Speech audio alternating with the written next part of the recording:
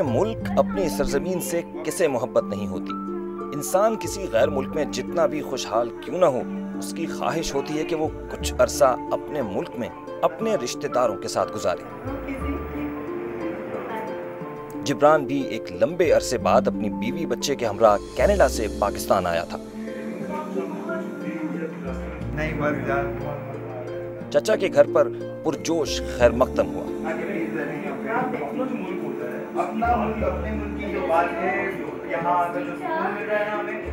Drawing room में बैठते ही खुशी से चहकते चेहरे लोड शेडिंग ने धुंधला दिए। चमकते दमकते घर में अचानक अंधेरा छा जाता तो चेहरे जानने के लिए मोमबत्तियों का सहारा लिया जाता।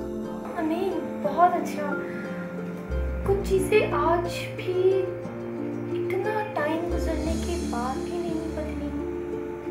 लाइट आज भी जाती है ऐसे। जिब्रान के लिए तो पाकिस्तान में मौजूद ये हालात कुछ नए नहीं थे, लेकिन लम्हा लम्हा होने वाली बिजली की आंख मचोली ने किंजा और उसके बच्चे को हैरान कर रखा था। घर आया मेहमान जब कुछ पुराना हो जाए तो इसकी ख्वाहिश होती है कि वो घर के काम काज में अपना हिस्सा डाले। किंजा भी इसी ख्वाहिश के पेश नजर किचन में चची का हाथ बटा रही थी। यकदम बिजली गायब हुई तो किंजा के चेहरे की मुस्कुराहट पर माथे की शिकने गालिब आ गई। मोमबत्ती की लौ को चीरती हुई किंजा की निगाह ने जिब्रान को मुत्तला कर दिया कि अब बहुत हो गया। आ जाएगी भाईजान, लाइट आ जाएगी। जब जब बिजली जाती तो गर्मी के थपेड़े किंजा को परेशान किए देते। किंजा पाकिस्तान आई थी कि वो यहाँ के माहौल से लुत्फानंदोज होगी, मगर उसका लम्हा लम्हा भारी गुजरने लगा था।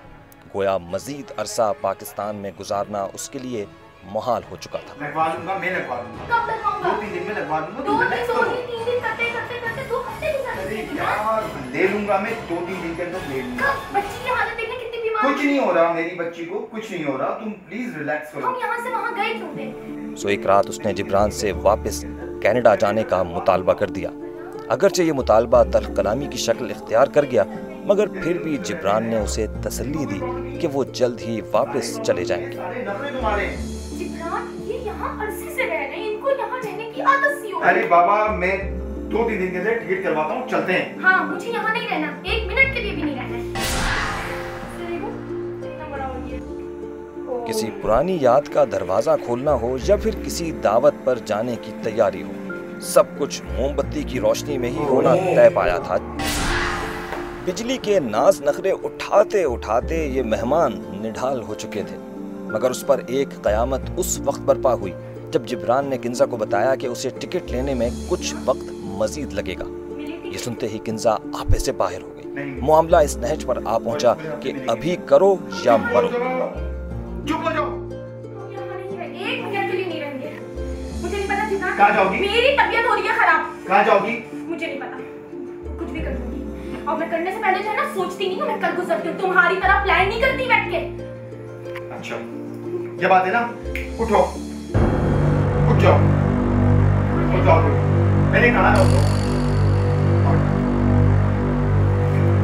चलो। जिब्रान को कुछ नहीं सूझा तो गाड़ी की चाबी उठाई और किंजा और अपने बच्चे को लिए गाड़ी में जा बैठा। गाड़ी स्टार्ट की, एसी चलाया और सब सो गए।